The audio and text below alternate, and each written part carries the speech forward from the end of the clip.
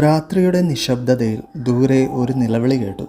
രാഘവൻ ജനലിലൂടെ പുറത്തേക്ക് നോക്കി. കനത്ത ഇരുട്ടിൽ ഒന്നും വ്യക്തമായിരുന്നില്ല.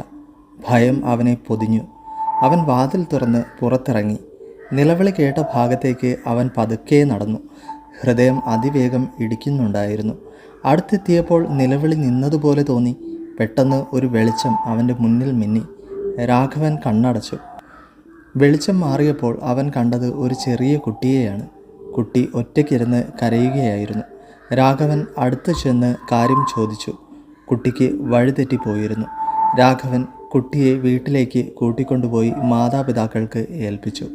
അവരുടെ സന്തോഷം കണ്ടപ്പോൾ രാഘവന് മനസ്സിലായി, ഭയത്തെ ധൈര്യത്തോടെ നേരിട്ടപ്പോൾ ലഭിക്കുന്ന സന്തോഷം എത്ര വലുതാണെന്ന്. ഇരുട്ടിൽ കേട്ട നിലവിളി ഒരു സഹായം ആവശ്യമുള്ള കുട്ടിയുടേതായിരുന്നു. ഭയമുണ്ടാകുമ്പോൾ പോലും മറ്റൊരാൾക്ക് സഹായം ആവശ്യമുണ്ടെങ്കിൽ ധൈര്യത്തോടെ മുന്നോട്ട് പോകുക.